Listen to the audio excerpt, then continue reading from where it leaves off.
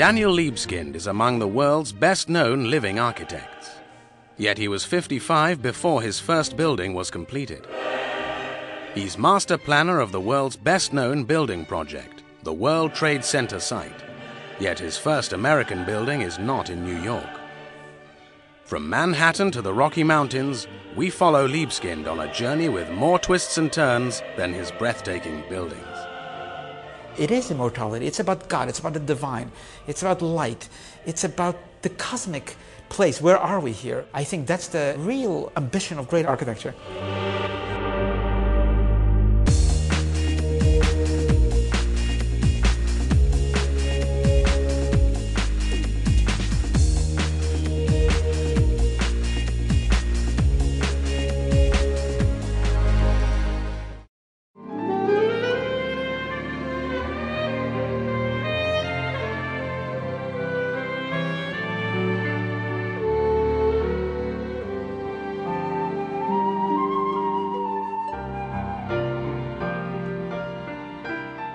It's early morning on September the 11th, 2006, the 5th anniversary of the attacks on the Twin Towers of the World Trade Center.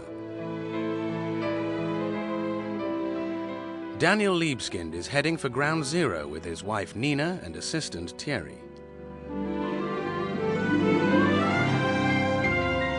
As dawn breaks, an army of TV crews camped on a rooftop overlooking the site is already up and running. The man charged with rebuilding Ground Zero is in high demand from the world's media on such a day. It's September 11th, not yet 8:46 when the first tower was struck, and it's a beautiful day, just like 5 years ago. And we are standing in front of Ground Zero, and it shows you the magnitude of the tragedy. It's not just abstraction. It's 3,000 people who died here.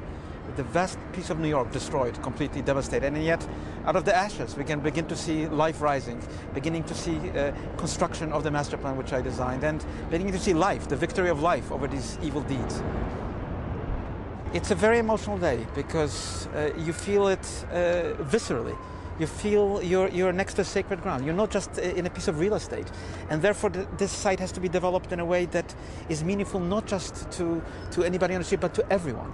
And there might be a political answer to these attacks or military, but this is a cultural answer to these attacks. Well, I was an immigrant to New York, and I'm an immigrant to America with my parents, and I arrived by ship just here at the Statue of Liberty, and looked at that skyline. I couldn't believe that human beings could build such a thing. I couldn't believe that human beings have actually been able to build buildings that look like this, because, even with all the pictures I had, I couldn't believe what reality of New York is really like.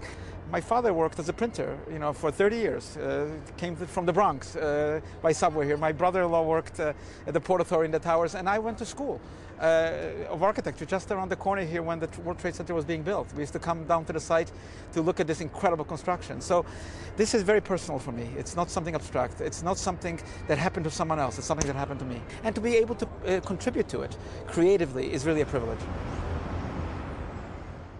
In 2001, as the World Trade Center towers were reduced to rubble, Libeskind was in Germany for the opening of his first major building. The events of that day marked a turning point in his life.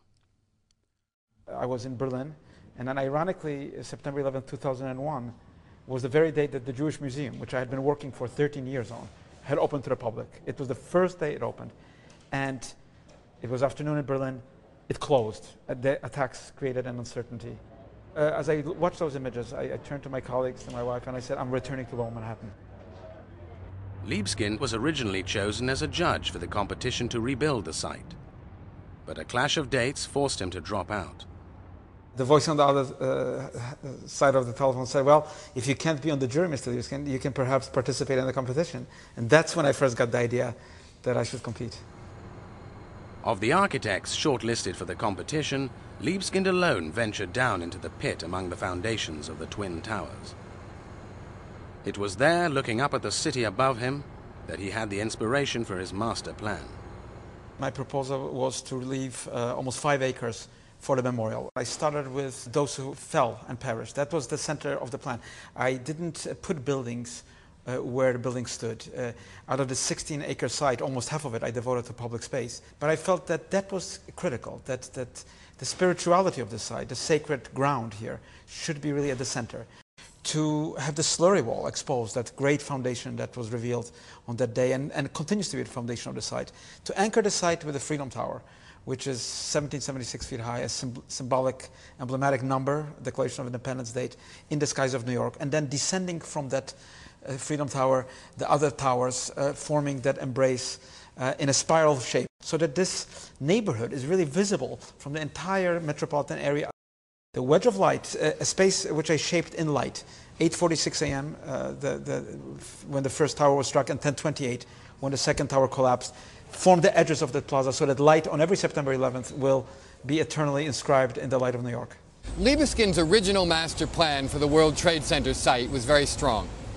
He's one of the only people who understood the need to weave together commemoration and renewal, to weave together a sense of the awesome and a sense of the everyday, so that the city could renew itself commercially, but could also commemorate in a very powerful way.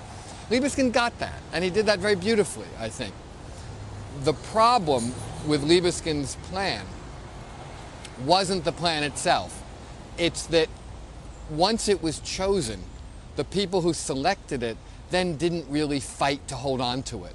And they let it be eaten away at, and the corners cut, and compromises here and there, so that sooner than anyone expected, there wasn't enough of the plan left. As a master planner, all I can do is really create a kind of the vision, the score for what could happen. And of course, I didn't win all the battles.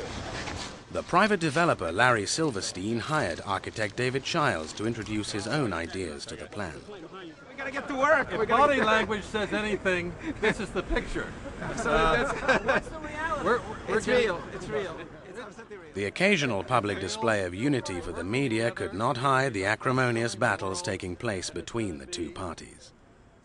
I wish I could have contributed more directly to the site. I wish I had a chance and opportunity to build here. And yet, my role as a master planner, I think, has led to the development of the site in a way that would have been better than had it been just business as usual in New York, and there would have been no emblematic, symbolic meaning at all. It would have just been a piece of real estate being developed. So, in that sense, I'm glad that I continue to work on it. In part 2, the dark history which haunts architecture's man in black, and stepping into the spotlight as a media celebrity.